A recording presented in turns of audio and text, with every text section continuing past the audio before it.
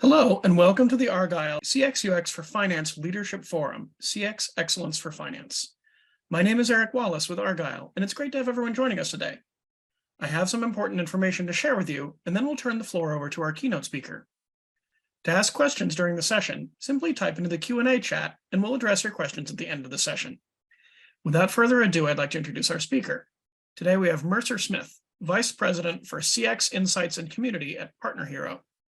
We're excited to have Mercer with us for her keynote presentation called Empathy and Humanity in CX/UX.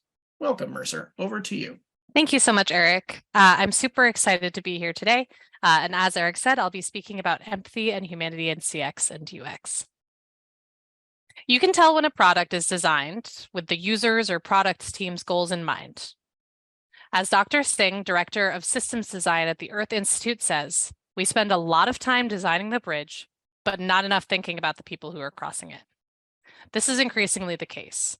Businesses are trying to do more with less. We've seen it on LinkedIn, teams are getting laid off en masse, and the value of AI is a constant source of conversation. In these times, humanity and empathy, thinking about the bridge crossers rather than the bridge itself, are key differentiators. Let's start with some definitions. In the title of this talk are two key acronyms which are actually pretty contentious, CX and UX. Everyone has opinions about them, and I'm sure you have some definition of both of these in your mind. So I'm going to tell you the meaning that I will be using in this presentation to avoid any kind of miscommunication or misunderstanding. CX in this presentation refers to the long-term macro-level cumulative experience that is a sum of multiple, more minor incidents in the customer's life. UX in this presentation is a one-off feeling around an interaction or the design of a specific interaction. So, as part of that definition, UX is part of CX. Designing a survey or form to collect customer feedback, the UX is considering the survey, and then the CX is the larger strategy that the survey fits into. Just wanted to clear that up before we moved on. Now that we've got that out of the way, let's define another piece of the puzzle. Empathy and humanity. Whatever you're feeling about where empathy fits into business, I'm sure that we can all agree that any successful product is built on direct feedback from its users. Shockingly, studies by Gartner and PwC respectively found that while 90% of customer-facing teams said they understood the needs of their customers, only 38% of consumers feel that the businesses they interact with actually get them. That's a huge gap. 90%, 38%. That's a 50 to 60% difference in actual perspective. That's especially terrifying because 9 out of 10 consumers in the US feel that businesses must show empathy if they want to continue to get customer loyalty and support. So on a human-to-human level, experiencing empathy is easy, but when you bring it up to a business-to-human level, it feels much more complex and challenging. Doesn't have to be though.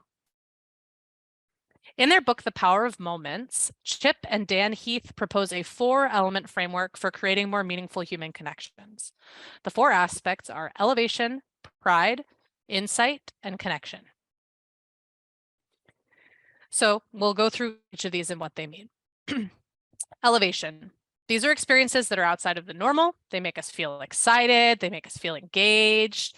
The main focus here is flipping the perspective, doing things that are unexpected. A great example for this is when Capital One reaches out to its users and lets them know that their paycheck has been processed and deposited early. Or if you've ever been to the Apple Genius Bar, when they give you a free set of headphones instead of making you buy a new pair. Pride. These are the moments that celebrate and commemorate meaningful achievements, right? We all know what pride is. We know how to feel proud. A great example of this in business is when student loan processor Earnest tells users how much they've paid off in a year, or Duolingo awards users for how long a streak they have in the application. My streak is over 2,000 days, just saying. The third paragon of connection is insight. So these are moments that deliver realizations or transformations. They educate the users. They make them feel good about themselves, that they're doing things right.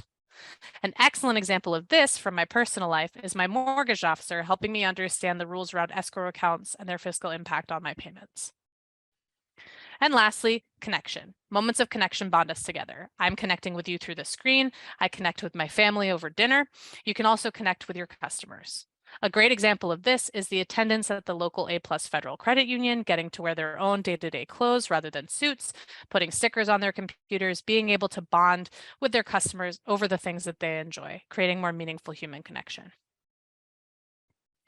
We can take each of these 4 elements and build them into meaningful, human, empathetic experiences at a scalable business level. Let's get started first with elevation. Surprise and delight are nothing new. You've been hearing about this probably for the past decade. We create memorable experiences by punctuating a customer's journey with our product with delightful surprises. These can be small or large in scale, but will, no matter what the size, drive loyalty and boost the customer's emotional perception of your brand. This seems counterintuitive, but consider inserting friction into your processes. I know we're all talking about the frictionless experience, but think about it. When there would usually be an option for automation or something self-service, consider A/B testing having the customer be redirected to human conversations. Or for a less invasive method, if a customer takes an action in your banking program or mobile app, prompt an email to them to engage in a deeper conversation. Consumers' issues today aren't just more complex, they're also deeply personal. For instance, what might look like a customer asking for a refund for a flight could actually mean rescheduling their entire vacation, canceling a wedding, or even restructuring a payment agreement on a credit card. When you insert a bit of friction into these interactions, it can make for a meaningful opportunity for conversation and bonding between your business and the consumer. So instead of just having a robot mitigate any damages or issues, you can have a conversation and create a more meaningful relationship with your customers. It is worth noting, if you are going to choose to insert friction, you need to approach these conversations with empathy and understanding, or else the friction will just annoy your customers instead of delight them. Should be obvious, but making someone call to cancel a flight is going to be even worse if the person on the other end of the phone has zero empathy for the family emergency that caused the cancellation in the first place. So, instead of always using the same processes in the face of these types of requests, empower the teams designing your customer-facing processes and products to incorporate a little bit of flexibility. For instance, if someone calls you about a death in the family, and they want you to allow them some flexibility with their billing date, do it. Even if you usually have a zero tolerance policy, build some flex into your processes, maybe even a little bit of extra budget to allow for these one-off moments where you can be a little bit more flexible, and empower your team to make those decisions too. By having some give in your processes, you enable your team members to create truly delightful, memorable experiences where before there may have only been an option for frustration. Ritz-Carlton does this. They offer each of their employees a $1,000 stipend every single day to create better experiences for their customers. And it's made some really meaningful impacts. You can read their stories online. This is also easier on your CX employees. With flexibility, the likelihood of them having to deliver bad news to a customer goes down exponentially.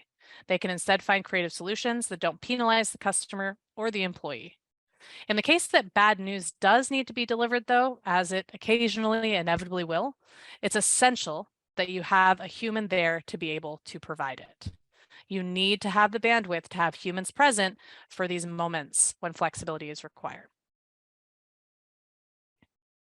As counterintuitive as it may seem, though, using AI frees your team to be more present in those interactions that require inherently human presence.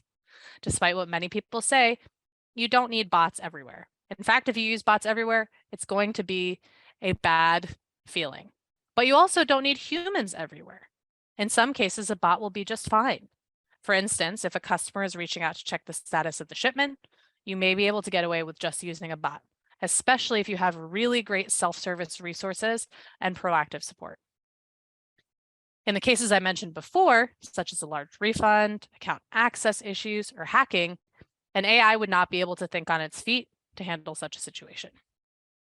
So in those cases, having an AI on hand to handle low-hanging fruit means that you will never need to scramble to find a human to help cultivate a more human experience when those needs arise. So in the case of flexibility, or if you are introducing more friction, you would want to use a human there instead of using a bot. When you use bots or outsourced teams or something like that to take your low-hanging fruit, you can allow those other teams to work on more meaningful connective tissue. Second point, it feels good to feel good. Customers love using a product that makes them proud to be users, whether that's because the brand is popular, is humanely driven, or has brand aspects that the customer wants to feel aligned with. A business that makes a customer feel proud inspires ongoing loyalty and boosts LTV. When done well, personalizing the content of your customer experience can be extremely powerful. When done poorly, it's cringe-inducing. McKinsey & Company found that 76% of consumers get frustrated when they don't get personalized experiences from brands. And frustration very quickly turns into churn. On the screen, you will see 3 easy, low-stakes ways to introduce personalization into your CX if you haven't already. I'm not going to read through them because I strongly believe that slides are not there to be read off of. So take a screenshot if you want, or these slides will be shared with you after the fact. You can do it during onboarding. You can do personalization during your self-service processes, and you can do it during sales. There's also a ton of other places that you can do it. These are just the 3 easiest places to start if you're not already doing it. Personalization also lends itself well to creative brand storytelling. Instead of telling the customer what features you'll give them, tell them about what their life will be like once they've bought or used your product or service, and then allow them to engage in that story as well. Talk to their customers about their experiences, ask them about their journeys, needs, successes. All of these things will allow them to open up to you and will make the relationship more human and personal. You'll also get key insights for better ways to develop your product in the future. Also, for deeper personalization, you can use the in the future, or just for this individual customer moving forward. You don't even need to limit this storytelling to touch points inside of your app or product. You can also extend it out to social media interactions or currently engage in. Insight. It's part of my job title, so obviously I love it. Human beings love to learn and always want to look like they know what they're talking about. Building connections through insights plays to that innate human desire. Have you ever seen this before? Have a look. It's an empathy map. It says it right there. You will never be able to elevate or transform your customers if you do not understand their emotions behind buying or using your products. While many businesses have created journey maps as part of their CX strategy, it's very, very hot right now, those same maps fail to take into consideration the experiences that the customer is having, which led them to this point. For every action in your customer journey map, consider the following from the customer's perspective, just as you see on this cube. What is the customer saying in this moment? What are they thinking in this moment? What are they doing in this moment? What are they feeling? And what are their individual needs and expectations at that exact moment?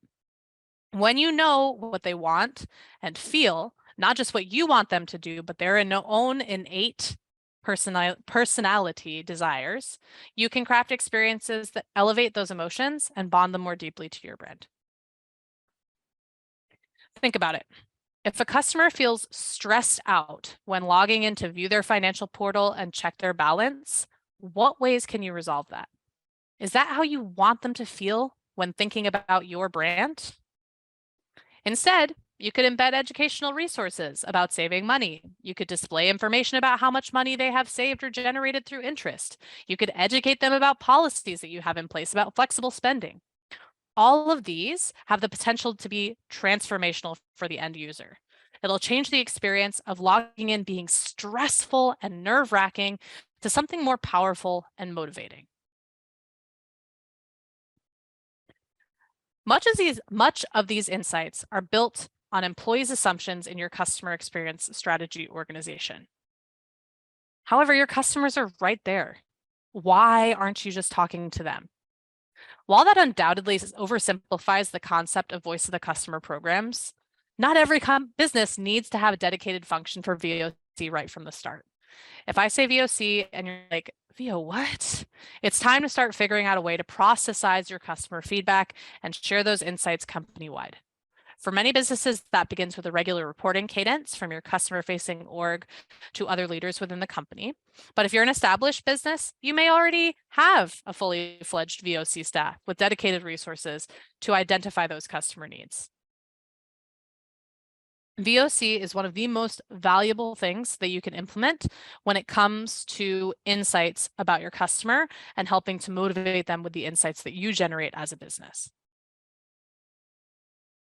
Connection. It should come as no surprise that connection is one of the core building blocks that create a more human and empathetic customer experience. We are social creatures. We feel best when we can bond with other humans. That is why reality TV is so popular and holidays like Valentine's Days are such cash cows. And we see all this conversation about the customer-driven revolution or even community-driven revolution. We want to be in community with each other. We want to understand each other. And more importantly, we want to be understood. For our friends in marketing organizations, personas are old hat. However, you can use personas to humanize your customers and give demographics a face.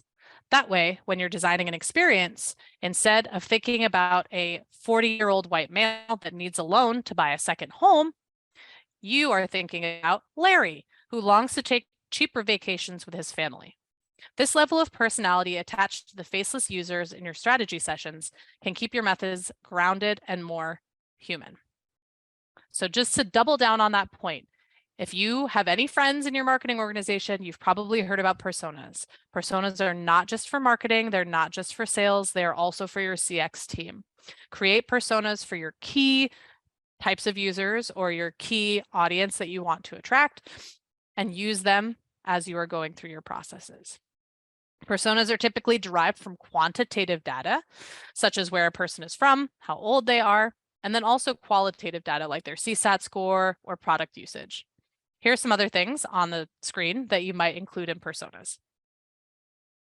Create at least 4 personas for your crucial user types. And then when you're discussing strategy changes or new implementations, act as if those people are sitting at the table and engaging in the conversation with you. What are their complaints? What do they want? How do they feel? You can return back to that empathy square, that empathy chart.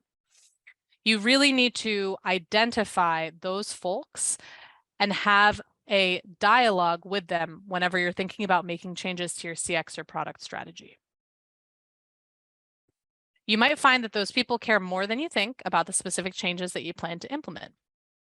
Identify the things that your users care about the most and use those to your benefit. In a recent partner advisory council that I ran at Partner Hero, we found that all 10 of our largest partners joined us because we were mission aligned. While I thought that that might just be a sign of a desire to feel cultural alignment, right? We talked about that pride piece earlier. When I dug deeper, it turned out that they all had examples of what mission alignment looked like to them.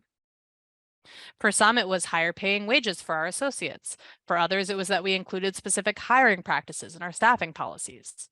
Identify what those pieces are for your customers and make them front and center for your value prop. For instance, if you identify that many of your users are first-time homebuyers, they may care about you empowering other first-time homebuyers through a fund or education. Showcasing that you are doing work in that area or making it easier for that demographic, first-time homebuyers, to buy could generate meaningful connections with that particular demographic. You will never know what any of these things are unless you test. You'll never know what your customers are feeling unless you ask, and you'll never know how your customers are using your products unless you look. 43% of professionals say complex CX technology is hurting the customer experience. We're trying to do too much when our customers only want the basics. Understand how real people are using your products and experiences rather than making any assumptions. We all want to believe that we know our customers, but the person that knows them best is themselves. Consider using tools like full story, usability testing, A/B testing, focus groups, surveys, all of it to gut check any assumptions that you're making about customers before you build them out into your fully fledged strategy. Gut check everything. Never, ever make a decision in your product or in your CX strategy without first double checking if it is actually true by directly asking, testing, or looking at what your customers are doing. While being human doesn't take much work, being a human in business does. Remember the core tenets of human bonding: elevation, pride, insights, connection. These are things that everyone wants, and they'll create a more meaningful bond between yourself and your customers. You can use automation, you can use AI, you can use all of the tools you want. Just remember that we all want to be seen at the core of it all. Thanks so much for listening today. My name is Mercer. I'm the VP of CX Insights and Community at Partner Hero. We're an ethical outsourcing company specializing in CX solutions and experiences. If you want to connect on LinkedIn or anything like that, I'm available. Happy to talk more. Thanks. I see we have some questions that came in too. Thanks, Mercer, for your presentation. Just as a reminder to the audience, you can still enter questions. Now we'll review some of the questions that came through. That came through. The first of which is, we are struggling to make the case to our leadership that our CX, needs to be more human and humane. Do you have any advice for us? Yeah. Ironically, the best thing that you can do is pull data around this, right? So there's meaningful data available if you do some research. I don't have any statistics off the top of my head, but if you connect with me after this, I'm happy to find some for you, that this has an impact on customer happiness and customer experience. So I don't know what your reporting stack looks like, but I would suspect that if you look at it, you can take those moments where you are offering more human or humane CX and compare them to either the past or A/B test against strategy. Show your leadership, like, look at the difference. Beyond that, there's whole businesses that are designed around the thought of human and humane CX that have great resources and statistics that have been published. Zendesk just came out with a really amazing like state of CX report that I would advocate checking out as well and showing to your leadership. Great, thank you. The next question is, what's the biggest mistake you've seen companies make in trying to make their CX easier and more pleasant? And how did they get past it? Yeah. I think the biggest thing that I've seen is trying to offer too many channels. So I think, we see social media and chat as like these really personable, really fun experiences for customers. There was a big trend last year of like offering proactive sales support on account pages, which is amazing. It was really great CX if you're actually staffing it, right? So I think trying to like get a little too big for your britches can be a really big problem here, because in those cases, you're presenting a chatbot or an AI assistant on the account buying page or account management pages to try to help with any issues that were coming up or make for a good CX, but there was never any human there to operate it. So if something went wrong with the AI, it was a real bummer of an experience. So I would say try and like keep it simple and not try to get too pleasant with things, because the most pleasant CX is a good one, a solid, easy to use one. Great, thank you. Let's explore AI a little bit. How do you use AI? Great question. So in my role, I'm kind of a little bit more exploratory around using AI. I think that the best way to use AI in CX is going to be generative, right? So using it to generate insights about customer inquiries that are coming in, using it to generate insights about large hunks of data for your product usage. I think you can use AI in that place. Do I think that AI is helpful for things, again, like those like chatbots, such as I just mentioned, or like saved replies or things like that, if you're talking about customer support? I think it can be helpful, but I do think that we're going to see a reversion back to wanting more human support as AI becomes more and more prevalent. Yeah, I hope that answers your question. Great, thank you. The next question is, how do you see the field of CX evolving over the next couple of years? I love this question. I get this question a lot, so I think about it often, and my answer changes somewhat frequently. So it might be different next week. But right now, I'm really caught on this idea that human CX is going to be more and more important. I think a lot of people are saying that AI is changing the game and things are going to be AI driven, content's going to be AI driven, all of these interactions are going to be with AI. And I actually think that what we're going to see is an emphasis on bespoke experiences, like meaningful human to human connections, CX that you can tell is driven by an understanding of humanity rather than just trying to get you like quick and fast out the door. I also think that, we're going to see some really interesting ways of supporting and elevating CX. We've, I think, as an industry, seen a lot of growth over the past, 3 to 4 years in pandemic times because X has become a key differentiator. And I think that that's going to continue to boost up our industry and get some really, really interesting and novel new ways of doing CX. And lastly, I think probably we'll see a rise in the emphasis of in-person CX again. So like stores really needing to differentiate themselves in their in-person retail spaces, banks as well. Capital One does a great job of this, having really delightful in-person experiences as we're returning to that pre-pandemic style of life. Great, thank you for your insightful presentation today. And I want to thank everyone in the audience for joining us for this excellent keynote. This session, along with all of today's content, will be available on demand following the event. This concludes our CX UX for Finance Leadership Forum. Thanks again for joining us today and for engaging with our content. Have a great rest of your day.